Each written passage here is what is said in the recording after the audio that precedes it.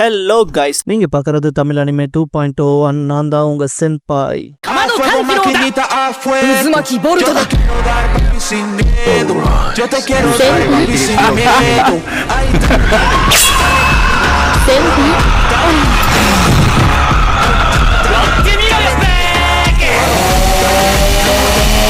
இந்த வீடியோல முஷோக்கு டென்சையோட season 2 episode 7 பார்க்க போறோம். ஸ்டார்டிங்லயே செல்ஃபியோட ரொட்டீனை காட்டுவாங்க. அவ தூங்கி எந்திரிச்சதும் தொப்பி எடுத்து போட்டு அவளுக்கு ரொம்ப முடியாத வரைக்கும் ரன்னிங் போற ஒரு ரொட்டீன் வச்சிருப்பா. மனசுக்குள்ள இந்த விஷயத்தெல்லாம் எனக்கு யாரும் ரெக்கமெண்ட் பண்ணல, ஆனா ரூடி என் இடத்துல இருந்தா இதான் பண்ணிருப்பான்னு நினைப்பா. இதுக்கப்புறம் கிளாஸஸுக்கு வந்து அட்டன் பண்றப்ப ரூடி சொல்லி கொடுத்த விஷயங்கள் தான் இங்க மோஸ்டா இருக்குன்னு நினைப்பா. ஏரியல் டீச்சர் சொல்லி கொடுக்கறது புரியாம செல்ஃபி கிட்ட இது கொஞ்சம் எப்படி ஒர்க் ஆகுதுன்னு சொல்ல முடியுமான்னு கேப்பா. அவ்வளோ எக்ஸ்பிளனேஷன்ஸ் கொடுத்துட்டு மனசுக்குள்ள எனக்கு இந்த மாதிரி பீப்புள் யாராவது கியூரியஸா இருந்தா நான் இழுக்கப்படுவேன், அதுக்கு ரூடியஸ்க்கு தான் தேங்க்யூ சொல்லணும்ட்டு அவனோட ஃபேஸை டிரா பண்ணுவா பேப்பர்ல.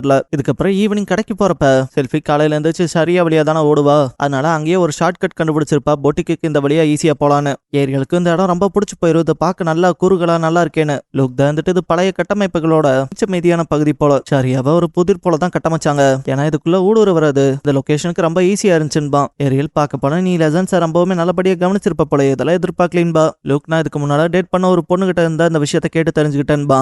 ஏரியல் இப்படியாப்பட்ட பிளே கிரவுண்ட்ல இறங்கி விளையாடுற வேலையெல்லாம் கம்மி பண்ணிக்க, இல்லாட்டி முதுகுல குத்துற மாதிரியான துரோகத்துக்கு உட்படுவேன்பா. லோக் என் உடம்புல இருக்க நரம்புல நோட்டோஸ் ரத்தம் தானே ஓடுது, அப்படிதானே இருப்பன்பா. செல்ஃபி ரூடியஸும் இதே பிளட் தானே. அவனும் கல்யாணம் ஆனதுக்கு அப்புறம் ஏதாவது மத்த பொம்பளைகளை தேடி போவானா? கண்டிப்பா போவான் தான் நினைக்கிறேன். ஏன்னா அவனோட அப்பாவும் அப்படித்தானே செஞ்சாருன்ட்டு அப்படியே ஒரு மாதிரி சலிச்சுக்கிட்டு பெருமூச்சு விடுவா. லோக் அண்ட் ஏரியல் தான் ஒன்னும் புரியாம மூஞ்சியே பார்த்துப்பாங்க. இதுக்கப்புறம் நைட்டு பெட்ல தனியா தூங்குறப்ப செல்ஃபி எனக்கு ரூடியஸுக்கும் இடையில என்ன மாதிரி ரிலேஷன்ஷிப் போதுன்னு தெரியல, எக்ஸாக்டா இல்ல என்ன பண்ணணும்னு தெரியல, நான் என்னதான் செய்யன்ட்டு ஒரு மாதிரி கூனி குறுகி படுத்திருப்பா. அப்படியே ரூடியஸ் சைடு காமிச்சா ஜோலிக்கு ஸ்பெல் கத்து கொடுத்து சலசையறக்கான விஷயங்கள்ல இறக்கி உள்ளான்னு நினைச்சிருப்பாங்க. அதனால ரூடியஸ் அவளுக்கான கிளாஸ் ரொம்ப வேகமாலாம் கொண்டு போயிருக்க மாட்டான். ஒரு நாளைக்கு ஒரு இன்ஸ்ட்ரக்ஷன்ங்கிறபடி ஒரு ஸ்பெல்ல மட்டும் தான் சொல்லி கொடுத்திருப்பான். அண்ட் இந்த புள்ள விஷயத்துல சனோபா நினைச்சதை விட அந்த பொண்ணு டக்குன்னு ஒரு மாசத்துல எல்லாத்தையுமே கையில பிடிச்சிட்டா. அவ சைலண்ட் இன்கேன்டேஷனையும் கத்துக்கிட்டு கற்களையுமே வர வச்சா மேஜிக் மூலமா. அப்படியே அவ கொஞ்சம் கொஞ்சமா ஹியூமன் அண்ட் அனிமல் சிலைகளை பண்ண ஆரம்பிச்சா. இந்த புள்ள நல்ல ஹார்ட் ஒர்க்கிங்கான டைப். அண்ட் சனோபாவை சும்மா சொல்றதுக்குல்ல, அவனும் அவளை ரொம்ப நல்ல விதமா பாத்துக்கிறான். அப்புறம் இந்த ஸ்லேவ் மாதிரியான விஷயங்களை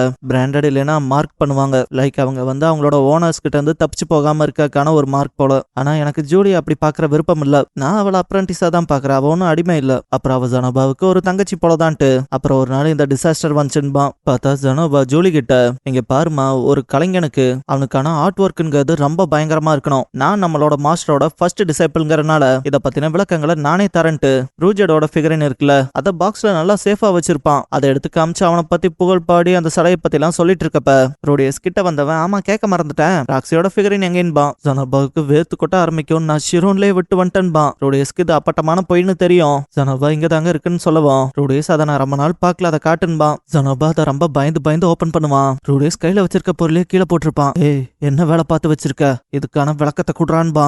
பார்த்தா ராக்ஸியோட சில கண்ணா பின்னான்னு உடஞ்சு கிடக்கும். ரூடியஸ் என்னடா வேலை பார்த்து வச்சிருக்க, உனக்கு நான் என் மாஸ்டர் மேல எவ்வளவு அட்மிரேஷன் வச்சிருக்கேன்னு தெரியுமா தெரியாதா, என்ன கரையண்டா பண்ணிருக்கேன்ட்டு ஒரு மாதிரி அப்படி கொஞ்சமா கோவம் ரைஸ் அப் ஆகும்ல. இந்த பாயிண்ட்ல ஜனோபாக்கெல்லாம் உசுறு இருக்காது. ஜூலில நேக்கா சைலண்டா கண்டுக்கலான்னு பாப்பா. ரூடியஸ் நான் இந்த சிலையை பண்றதுக்காக எவ்வளவு ஃபீலிங்ஸ் அதுல கொட்டி செஞ்சிருப்பேன் தெரியுமான்பா. ஜூலி ஜனோபா பின்னால போய் ஒளியறப்ப ஜனோபா என்னோட மாஸ்டரோட சிலையை நீ இப்படிதான் ட்ரீட் பண்ணுவியா, நீ என்ன என் எதிரியான்ட்டு கிட்ட வருவான். ஜூலி ஆள விட்டா போதுன்னு ஓடி இருப்பா. ஜனோபா முதல்ல சொல்றது கேளுங்க மாஸ்டர், நான் ஒரு சண்டையில கலந்துருந்தேன்பா. ரூடியஸ் அப்படியே என்னன்னு கேட்டா அவன் பர்ஷனா லீனா வந்து எங்கூட ஃபைட்டுக்கு வந்தாங்க ஃபர்ஸ்ட் இயர்லன்பா. ரூடியஸ் அந்த டோல்டியா பொண்ணுங்களானா அவன் ஆமா அதுக்கு முன்னால நமக்கு ரொம்ப விருப்பமான விஷயத்த வைக்கணும்னு சொன்னாங்கன்பா. நான் தோத்துட்டேன்னு கதற ஆரம்பிக்குவோம். ஜோலி கிட்ட வந்து தலையை தடவிலாம் கொடுப்பா. ரூடியஸ் இந்த வருத்தமிக்க விஷயத்த நீ என்கிட்ட முன்னாடியே சொல்லிருக்கணுமேன்பா. ஜனோபால ரூடியஸோட முகத்தை ஒரு செகண்ட் பார்த்துட்டு திக்குனாவான். ரூடியஸ் இந்த பாயிண்ட்ல மனசுக்குள்ள இவங்க இன்னொருத்தங்களுக்கு விருப்பமான விஷயத்தை இப்படிதான் சேதப்படுத்துவாங்களா, இது ஒரு பையனோட லைஃப்ல அவன் அழகழகா நிறைய பொருள் சேர்த்து ஒரு பீசிய பில்ட் பண்ணி வைக்கிறக்கு சமம், அதை பேட்டால அடிச்சு நாசம் பண்ற மாதிரி தான் இந்த ஃபீலிங்கும்ட்டு இவங்களை மன்னிக்கவே கூடாதுன்ட்டு அவங்களுக்கு ஒரு பாடம் கத்து கொடுக்கலாமான்னு கேட்பான் ஜனோபா கிட்ட. ஜனோபா கண்டிப்பா சரண்பா. அப்படியே பர்சுவனா பார்த்தா இல்லையாவே எதுக்கு இவ்வளவு டைம் எடுத்துக்க, டின்னருக்கு போக வேண்டாமா பசிக்கும்லன்பா. அவ நீ பண்ணிமாய் தின்னுகிட்டே இருந்துட்டுவா. திடீர்னு பார்த்தா நம்ம ஆளுங்க 2 பேர் முன்னால இருப்பானுங்க. பர்ஷனா சிம்பிளா ஸ்மெல் பண்றது மூலமாவே ஃபீலிங்ஸை புரிஞ்சுட்டு அவனுக்கு ஃபைட் பண்ண வந்திருக்காங்கன்பா. இல்லையா ஏன்டா ஜனோபா ஃபர்ஸ்ட் இயர்ல சண்டை போட்டு உனக்கு அறிவு இல்லையா, உனக்கு பிடிச்சதான் அடிச்சு நொறுக்கணுமேன்பா. ஜனோபா வெறியாகிறப்ப ரூடியஸ் தடுப்பான். அவங்க தான் எப்பவுமே மத்தவங்களை புள்ளி பண்ணிட்டு எம்பாரசிங்கா 2 பேரே அலையறாங்களன்னு நக்கல் பண்ணி விட்டுருவான். லினியான் பர்ஷனா கடுப்பாவாங்க. லினியா ஒழுக்கமா ஓடி போய் ஏதாவது சின்ன பசங்களோட சண்டை போட்டுக்காங்க, எங்கெல்லாம் வந்தா கொன்னு போட்டுருவான்பா. ரூடியஸ் மியாவ் மியாவ் மியாவ்ன்ட்டே தான் இருப்பீங்களா, ஒரு டீசன்ட் ஹியூமன் போலலாம் நீங்க பேச மாட்டீங்களா பீஸ்ட் கின்னுபா. லினியா காண்டாகி உன் ட்ரெஸ் எல்லாம் உருவி அவன் மேல தண்ணி ஊத்தி டார்ச்சர் பண்ணுவான்டான்பா. பசுவனா அவ ஷார்ட் டெம்பராவே இருக்காளேன்ட்டு அவ ஸ்மெல் சென்ஸை பயன்படுத்தலாம்னு பாக்குறப்ப ருடியஸ் லினியா எப்படி வருவாங்க அதை கண்காணிச்சிருப்பான். பசுவனா ஸ்மெல் பண்ணாம இருக்கான மேஜிக்கை யூஸ் பண்ணிருப்பான். லினியா கிட்ட வரவும் மூஞ்சில சப்புன்னு வச்சு காலை தட்டி விட்டு காலை நெஞ்சு மேல வச்சு நெத்திலேயே கல்ல விட்டு அடிச்சுட்டு இன்னைக்கு வெள்ளை போட்டிருக்கேன்பா. ஜனாபா பசுவனாவை சேஸ் பண்ணி அவளை பிடிக்க முடியாது. ருடியஸ் ஹைட்டா இருந்தாலும் வேலைக்கு ஆகாதவனா இருக்கான்ட்டு சதுப்பு நிலத்தை உருவாக்கி பசுவனாவை பிடிச்சிட்டு அவன் நெத்திலையும் கல்ல விட்டு அடிச்சிருப்பான். ஜூலியை கூப்பிடவும் அவ ரெண்டு பேத்தையும் கட்டி போட்டுருவா. ஜனாபா எப்பவும் போல நீங்க வேற லெவலு, என் ஹெல்ப்பே உங்களுக்கு தேவைப்படலன்பா. ருடியஸ் இதுல எனக்கே ஆச்சரியம் தான் மனசுக்குள்ள பார்க்க போனா பாலும் எரிசும் ரொம்ப ஸ்ட்ராங் தான் போலன்னு நினைப்பான். இதுக்கப்புறம் ரெண்டு பேத்தையும் ரூமுக்கு கொண்டு போய் கட்டி போட்டு வச்சிருக்கவங்க லைட்டா அவங்க கண் விழிச்சு ஸ்ட்ரகிள் ஆகிறப்ப ருடியஸ் ரெண்டு பேரும் நல்லா தான் இருக்காங்க. அப்புறம் அதை ட்ரை பண்ணி பார்க்கலான்ட்டு பசுவனா மேல கை வச்சுட்டு இவ்வளவு குறை சொல்ற அளவுக்குல எல்லாம் நல்லா தான் இருக்கா, ஆனா என் பக்கம் தான் பிரச்சனை. நான் எனக்கு குழந்தை பிறக்கும் அதோட அழுகையை கேட்கலான்னு பார்த்தா வெறும் நிசப்தம் மட்டும்தான் மிஞ்சி இருக்கும் போலன்ட்டு பின்னால வந்திருப்பான். ஜனாபா இதான் பனிஷ்மெண்டான்னு கேட்டா ருடியஸ் ஒரு சின்ன எக்ஸ்பெரிமெண்ட் தான்ட்டு ஜோலியை வாய்க்கட்டாவுக்கு விட்டுருப்பான். நீங்க ரெண்டு பேரும் இங்க எதுக்காக இருக்கீங்கன்னு தெரியும்லான்னு கேட்டா ரெண்டு பேரும் மூஞ்சியை பார்த்துப்பாங்க. பசுவனா நாங்க தான் உனக்கு எதுவும் செய்யலையன்பா. ருடியஸ் அப்படியே விஷயம்ட்டு சொடக்கப்படவும் ஜனாபா அந்த சிலையை கொண்டு வந்து காட்டுவான். பசுவனாவை இந்த மோசமான பொம்மைக்கும் அதுக்கு என்னையா சம்பந்தம்பா. ருடியஸ் அவன் பேண்டிய கோயில வச்சு வழிபடுற மாதிரி தானே பண்ணுவான். அதை கொண்டு வந்து இங்க காமிச்சு எனக்கு அவங்க தெய்வம், என் குலசாமி, அவங்களோட உருவ சிலை அழிச்சிருக்கீங்களே, உங்களுக்கு என்ன ஒரு தைரியம், அவங்களால தானே இந்த உலகத்தையே எக்ஸ்பீரியன்ஸ் பண்ணதுன்பான். இந்த பாயிண்ட்ல ஜனாபா ஜூலியுமே பயப்படுவாங்க. இதை பாக்குற லினியான் பசுவனா இவனுங்களே பயப்படுறாங்கன்னா நம்ம என்ன கதிக்காக போறோமோன்னு ரொம்ப பயப்படுவாங்க. ருடியஸ் அப்புறம் இந்த விஷயத்துல என்ன சொல்லான்னு இருக்கீங்கன்னு கேட்டா பசுவனா நான் எதுவும் பண்ணல, லினியா தான் போய் மிதிச்சு உடைச்சா, நான் வேணான்னு தடுக்க தான் செஞ்சேன்பா. லினியாவோட வாய் வேற கட்டப்பட்டிருக்குமா, அவ அடியேங்கிற புலகத்துவா. ருடியஸ் மனசுக்குள்ள அது ஃபன்னா இருக்கும் போலன்ட்டு லினியாவோட வாய் கட்டா விட்டுருவான். லினியா பசுவனா கிட்ட நீ தான் அது கிரீப்பியா இருக்குன்னு சொன்னேனா, பசுவனா இருந்தாலும் அதை மிதிச்சது நீதான்பா. லினியா என் கால் தான் தெரியாம பட்டுருச்சு, ஆனா மிச்ச பீசஸ நீதா உடைச்சின்பா.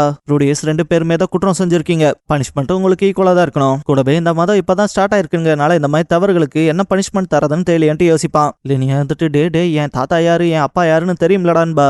ருடியஸ் கைஸ தானே சொல்ற, இது என்ன பழைய மெமரிக்கு கூட்டிட்டு போகுது. அவன் ஒரு தடவை சேக்ரெட் பீஸ்ட நான் ஏதோ பண்ணிட்டேன்னு சொல்லிட்டு நான் பண்ணாத தப்புக்கு என்ன தூக்கி ஜெயில போட்டான். என் உடம்புல ஒட்டு துணி இல்லாம என் மேல தண்ணி ஊத்திட்டு இருந்தாங்க, பேசாம அதே விஷயத்த நான் உங்களுக்கு பண்ணிட்டான்பா. லினியால ஐயோ அது மட்டும் வேணான்பா. பசுவனா லினியாக்கு என்ன ஆனாலும் பரவாயில்ல என்ன விட்டுருன்பா. லினியாவும் ஆமா எனக்கு எதானாலும் கவலை இல்லைன்ட்டு அடியே என்ன போட்டு விட்டுறியான்னு கத்துவா. ருடியஸ் நீங்க இந்த புனித கடவுள் விஷயம் வந்துகிட்டா இதயம் இல்லாம தானே நடந்துப்பீங்க, அதே போல தானே இது எனக்கும், ஆனா என்னெல்லாம் ப்ரூஃப் இல்லாம சித்திரவதை பண்ணாங்க, ஆனா இங்க நீங்க செஞ்ச காரியத்துக்கு ப்ரூஃப் இருக்குன்பா. பசுவனா விட்டு நாங்க இதெல்லாம் திரும்ப செய்ய மாட்டோம்பா. ருடியஸ் நீங்க பண்ண மாட்டேங்கன்னு தெரியும் மனசளவுல நினைச்சிட்டு அப்படின்னா அந்த பிரச்சனையை சரி செய்ய இந்த ஃபிகர் என்ன சரி செய்யுங்கன்பா. அவன் ராக்ஸின்னு கத்தவும் ஜனாபா ஜூலியுமே அதை பிக்கப் பண்ணிப்பாங்க.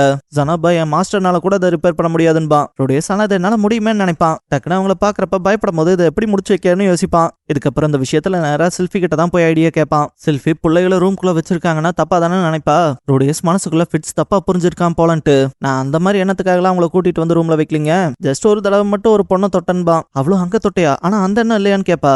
ருடியஸ் ஆமா அதுவும் வேற ஒரு விஷயத்த செக் பண்ணதான்ங்குவான். செல்ஃபி கொஞ்சம் ரிலீஃப் ஆவா. ருடியஸ் இந்த விஷயத்துல அவங்க பண்ண தப்புக்கான பனிஷ்மெண்ட் இருக்கணும், ஆனா அது அவங்களுக்கு வெறுப்புணர்ச்சியை தூண்டிடக்கூடாதுன்பா. செல்ஃபி ட்ரிக்கியா இருக்கேன்ட்டு இருந்தாலும் ஒரு ஐடியா இருக்குன்பா. ருடியஸ் மனசுக்குள்ள ஃபேமஸான லாஸ்ட் வேர்ட்ஸ் இப்படிதான் இருக்கும், இருந்தாலும் இவன் என்ன பண்றான்னு பாக்கலாம்னு நினைப்பான். இதுக்கப்புறம் அதை சால்வ் பண்றதுக்காக ரூம் போனா ரெண்டு பேரும் கட்டி போட்டு வச்சிருக்க நிலைமையில இருக்கனால பாத்ரூம்ல அப்படியே போய் வச்சிருப்பாங்க. லினியா போறக்கு முன்னால கை கட்டாவும் தூட்டு போயிருக்கலாம்லன்பா. பசுவனால எனக்கு பசிக்குது, நீங்க சோறு போட்டா நான் நைட்டு கத்த மாட்டேன் உங்களை கடிக்க மாட்டேன்பா.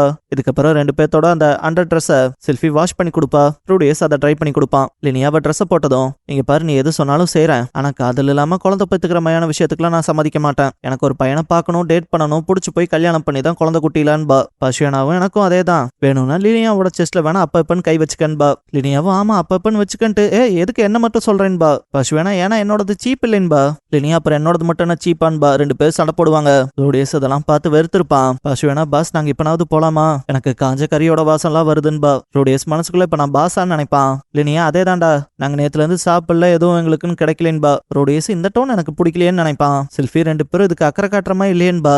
லினியா உன் வேலையை பார்த்துட்டு போ ஃபிட்ஸ்ன்பா. பசுவனா அதே தான்பா. செல்ஃபியோட தலை தொங்கவும் ருடியஸ் அவ்வளவுதான் இடியட்ஸ் நீங்க உட்காருங்கன்பா. ரெண்டு பேரும் பயந்து உட்காந்துருப்பாங்க. செல்ஃபி செம்ம காமெடி அவங்க மூஞ்சில டிரா பண்ணி வச்சுட்டு இந்த பெயிண்டிங்கை பெர்மனன்ட் டேட்டூவா மாத்த முடியும், ருடியஸ் பேச்ச நீங்க கேட்காம போனா நான் அதை பண்ணி விட வேண்டியது வரும்பா. ரெண்டு பேரும் இதுக்காக ஃபிட் சொன்ன மன்னிக்கவே மாட்டேன்பாளுங்க. ருடியஸ் மனசுக்குள்ள பஞ்ச் இல்ல கிக் இல்ல, ஆனா செம்மையா பயமுறுத்தி விட்டானேன்னு நினைப்பான். செல்ஃபி நாளைக்கு கிளாஸ் போறதுக்கு முன்னால வாங்க, இந்த மூஞ்சில இருக்க மார்க்ஸ் நான் மறைக்க வைக்கிறேன், ஆனா சொன்னது ஞாபகத்துல இருக்கணும்பா. ஒன்ஸ் ரெண்டு பொண்ணுகளும் கிளம்புறப்ப லினியா ஆமா என் மூமெண்ட்ஸ் எப்படி ட்ராக் பண்ண என்ன ட்ரைனிங் எடுத்தீன்பா. ருடியஸ் எனக்கான ட்ரைனிங் ஏத்த போலதான் செயல்பட்டன்பா. அவ உன் மாஸ்டர் யாருன்னு கேட்டா பைபிள கிளேன்கவா. லினியா எங்க கிலேனான்னு கேப்பா. ரூடிஸ் இப்பதான் யோசிப்பான், கைஸ் புள்ளைனா இவளுக்கு கிலேன் அத்தையாச்சேன்னு. இதுக்கப்புறம் 2 பேர் பாய் சொல்லிட்டு கிளம்புறப்ப பர்ஷனா அந்த பொம்மைக்கு மட்டும் மன்னிச்சுக்கங்கன்ட்டு போவா. செல்ஃபி நான் கொஞ்சம் ஓவரா போயிட்டலான்ட்டு ரூடியஸ் கிட்ட கேட்டா, ரூடியஸ் இங்க பாரு, நீ அந்த ஸ்பெஷல் இன்கன்டேஷன் சொன்ன அது மட்டும் தப்பா போச்சுன்னா பிரச்சனை நமக்கு தான்பா. செல்ஃபி ஆக்சுவலா அது போய் மேஜிக் சர்க்கிள்ஸ் பண்றக்கான சீப் பெயிண்ட் தான் அது. கொஞ்சோண்டு மனம் யூஸ் பண்ணாலே அது மொத்தமா காணாம போயிரும்பா. ரூடியஸ் அப்படின்ட்டு ஷாக் ஆயிருப்பான். செல்ஃபி ஆமா அது என்னன்பா. ரூடியஸ் அது ஏன் நம்பிக்கைக்கான புனித சின்னன்பா. செல்ஃபியும் அப்ப நீ மில்லிஸ்ல என்கிட்ட கிட்ட போனா. ரூடியஸ் டப்புன்னு போய் தடுப்பான். ஏன்னா ஏற்கனவே அந்த பேண்டி பிரச்சனையில மாட்டம் வந்தானே, இது அவனுக்கு பயங்கர ஷாக்க கொடுத்துரும்னு நினைப்பான். Selfie sorry கேட்கப்பா. ரூடியஸ் இதை தவிர எங்க வேணாலும் ஃப்ரீயா போயிட்டு வாங்கன்பா. இதுக்கப்புறம் தலகாணி எடுத்துட்டு செல்ஃபி நல்லா இருக்கே, தலை வச்சு படுக்கலாமான்னு கேப்பா. ரூடியஸ் ஓகேங்கவும் படுத்திருப்பா.